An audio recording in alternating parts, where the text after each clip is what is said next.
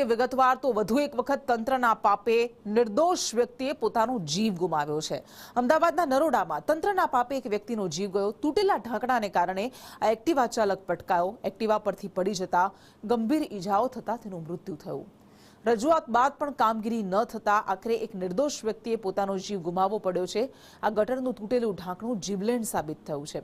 સમગ્ર ઘટનાના CCTV footage સામે આવ્યા છે। અનેક રજૂઆત છતાં ઢાંકણું બદલવામાં નહોતું આવ્યું। પરિવારજનોએ કોર્પોરેશન પર ગંભીર આક્ષેપ કર્યા છે કે અધિકારીઓ છટકવાનો પ્રયાસ કરે છે। મનપામાં રજૂઆત કરી તો ઉડાવ જવાબ આપે છે। રોડ અમારા અંડરમાં નથી આવતો તેવો જવાબ આપીને તેઓ છટકવાની કોશિશ કરે છે। ઘટના બાદ રજૂઆત કરતા આવીને કોર્ડન કરી ગયા। વારંવાર આવી ઘટનાઓ સામે આવતી રહે છે જ્યાં તંત્રની બેદરકારીને કારણે સામાન્ય નાગરિકોએ પોતાના જીવ ગુમાવવા પડે છે। ક્યારેક ચોમાસામાં આવી રીતે વરસાદી પાણી ભરાયેલા હોય અને ગટરના ઢાંકણા ખુલ્લા હોય એમાં પટકાઈને અનેક લોકો મોતને ભેટ્યા છે। અને આજની આ ઘટના અમદાવાદની આ ઘટના કે જ્યાં ગટરનું ઢાંકણું તૂટેલું હતું ત્યાંથી એક્ટિવા ચાલક પસાર થયો અને પરિણામે એ ગટરના તૂટેલા ઢાંકણામાં પછડાતા એક્ટિવા ચાલક પછડાતા તેનું મૃત્યુ થયું છે। 6 મહિનાથી ગટરના અનેક ઢાંકણા તૂટેલા છે। અનેક વખત રજૂઆત કરવામાં આવી છે પરંતુ તેમ છતાં પણ તંત્રના પેટનું પાણી પણ નથી હાલતું। શું આવી જ રીતે નગરોળ તંત્ર લોકોના જીવ લેતું રહેશે તેવો સવાલ થાય। શું કહેશો આ ઘટનામાં કોની બેદરકારી કયા પ્રકારની કાર્યવાહી થઈ છે?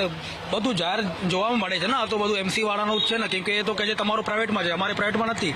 એ તો એમસી વાળાના જે ચેમ્બર ખોલેલો છે 2 મહિના પહેલાથી કન્ટિન્યુ આ જ ઓપન ચેમ્બર છે। અને મારો જે ચાચા હતો એ અહીંથી ઘરેથી આવતો હતો, દુકાનથી ઘરે આવતો હતો અને આની ગટરથી એમનો ગાડીનો ટાયર જે ભટકાયું અને એનો એક્સિડન્ટ થયો અને પછી એનો બ્રેન હેમરેજ થઈ ગયો છે। એટ અ ટાઈમ એની ડેથ તો થઈ ગઈ છે। પછી અમે એને 108 કરાવીને સિવિલ લઈ ગયા। એના પછી ડોક્ટરે એનો મૃત ઘોષિત કરી દીધું છે। એએમસી સટકવાનું કામ કરી રહી છે, કારણ કે આજે સવારે અમને એવું સાંભળવા મળ્યું કે આ રોડ અમારામાં આવતું જ નથી।